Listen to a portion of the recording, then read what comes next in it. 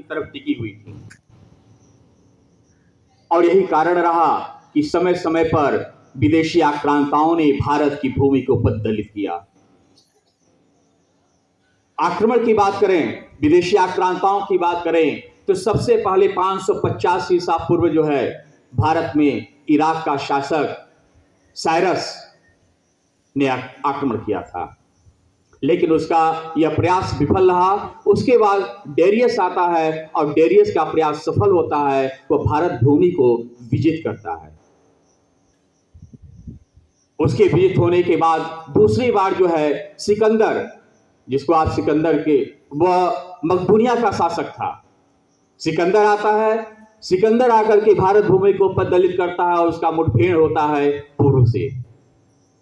लेकिन इतिहास को बताने के साथ साथ आपको यह भी जानना जरूरी है कि आखिर इतिहास में विदेशी आक्रांताओं ने सोने की चिड़िया समझे जाने वाली इस भारत भूमि को पद्दलित क्यों किया, क्या कारण रहा।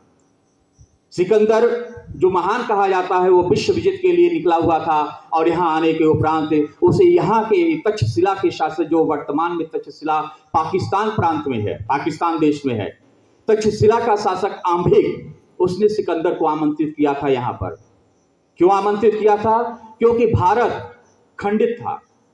जो आज आप भारत को एक राष्ट्र के रूप में देख रहे हैं, यह भारत जो है उस समय खंडित था। विभिन्न प्रांत, विभिन्न शासक संचालित कर रहे हैं और आपस में संघर्ष होता था। ईर्ष्या की भावना थी, द्वेष की भावना थी, और इस कारण से आम्बिक ने सिकंदर को आमंत्रित किया अपने पड़ोसी राज्य पर आक्रमण करने के लिए। सिकंदर आया, पूर्व से मुठभेड़ हुआ, पराजय हुई, और सिकंदर के पश्चात जो है महाराज हर्षवर्धन का समय आता है। हर्षवर्धन लगभग 40 वर्ष तक हर्षवर्धन यहां शासन किए और उन्होंने पूरे खंडित भारत को अखंडित बना दिया, अर्थात उन्होंने पूरे खंडित भारत को एकता के सूत्र में बांधा। और ये प्रथम हिंदू राजा थे और अंतिम हिंदू राजा थे जिन्होंने पूरे भारत भूमि को एकता के सूत्र में बांध कर रखा।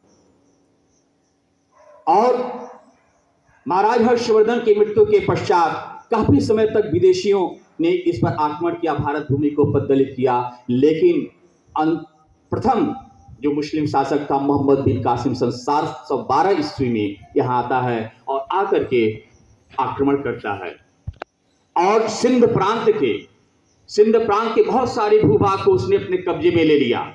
लेने के पश्चात धीरे धीरे वहां से शासन